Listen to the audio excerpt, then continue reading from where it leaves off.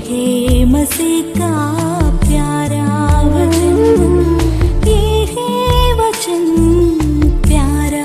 परमेश्वर के धन्य नाम की महिमा हो। प्रभात मनन के सत्र 2343 में आप सभी का बहुत ही विनम्रता के साथ स्वागत करता हूं। आइए आज के मनन के लिए हम पढ़ते हैं पतरस की पहली पत्री, पहला अध्याय 18 और 19। क्योंकि तुम जानते हो कि तुम्हारा निकम्मा चाल चलन जो बाप दादों से चला आता है, उससे तुम्हारा छुटकारा चांदी सोने अर्थात नाशवान वस्तुओं के द्वारा नहीं हुआ, पर निर्दोष और निष्कलंक मेमने अर्थात मसीह के बहुमूल्य लहू के द्वारा हुआ।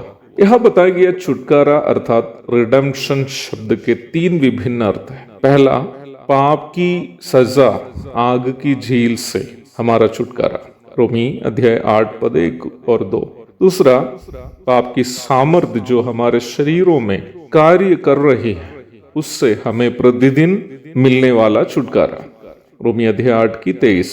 तीसरा, पाप की सानिध्य से अर्थात जो हमारे शरीरों में है तथा वर्तमान संसार में है, हमें भविष्य में मिलने वाला छुटकारा, पहला कुरिन्थियों अध्याय 15 51 और 52। और लेखक पतरस यहाँ विश्वासियों को याद दिला रहा है कि यह छुटकारा हमें यूं ही नहीं मिला है, इसके लिए एक बड़ी कीमत अदा की गई है।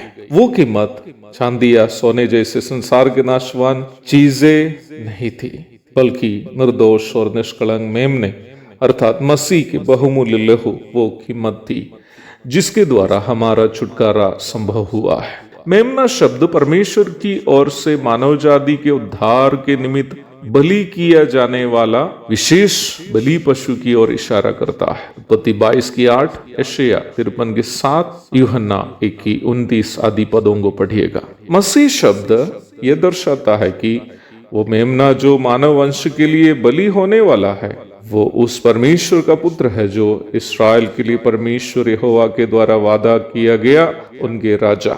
यशायाह 9 की 6-7, 52 की 13 से 15 तक, दानियल 9 की 26, यूहन्ना 18 की 37 आदि पदों को पढ़िएगा। कहने का तात्पर्य यह है कि हमें पाप और उसके परिणामों से जो छुटकारा प्राप्त हुआ है, वो कोई मामूली चीज या आदमी से नहीं मिला। यह परमेश्वर का पुत्र जो इस्राएल के मसीहा के खून बहाने से मिला। वो खून इतना कीमती है कि ऐसा कोई पाप नहीं है जो उस खून से धुल नहीं जाता है। यूहन्ना की पहली पत्री, पहला अध्याय 7वीं पद।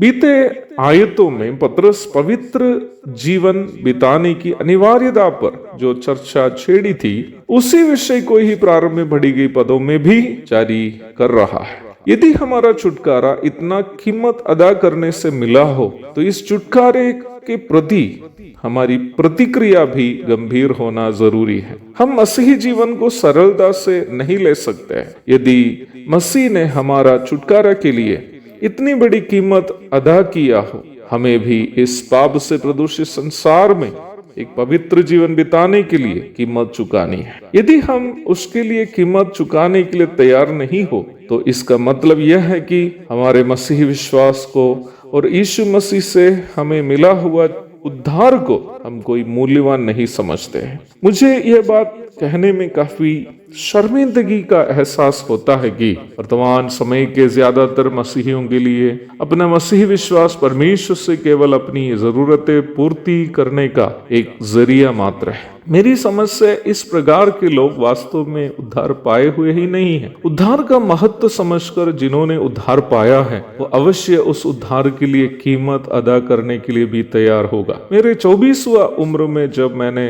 पूर्ण रूप में ये एहसास किया कि मुझे मिला हुआ उद्धार के लिए मुझे कीमत चुकानी है और वह मेरा जीवन ही है, मैंने अपना जीवन प्रभु की महिमा के लिए बिहार में सेवा हेतु सौंप दिया। उसके पूर्व मैंने प्रभु के सामने बहुत विकल्प रखा था। प्रभु, मैंने जिस पढ़ाई की है उसके अनुसार मुझे विदेश में नौकरी मिलेगी और मेरी कमाई से मैं आपकी सेवा के लिए भी दूंगा। प्रभु ने कहा, मुझे तेरे रुपये नहीं चाहिए, मैं तुम्हें ही चाहता। मैंने तुम्हें जो छुटकारा दिया है उसकी कीमत स्वरूप तू अपना जीवन मुझे दो। मात्र 24वां उम्र में मैंने अपना जीवन पूर्ण रूप में प्रभु को सौंप दिया। मुझे सुनने वाले प्रिय भाई बहनों, में मिला हुआ छुटकारा बड़े कीमत अदा करके हमें दिया गया है। यदि इस सच्चाई को आप वास्तव में एहसास करते हैं तो आपके जीवन में आपको अपना मसीही विश्वास के लिए कीमत अदा करनी होगी, वो चाहे प्रभु जैसे चाहता है। एक और शुभ दिन की धन्य कामनाओं के साथ आज का मनन मैं यहाँ समाप्त करता हूँ। प्रभु आप सबको आशीष दे। आमीन।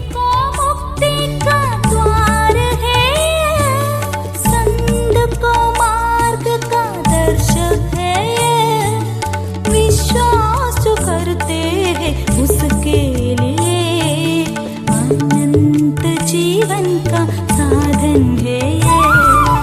ये है वचन, प्यारा वचन, यीशु मसीह का प्यारा वचन। ये है वचन, प्यारा वचन, यीशु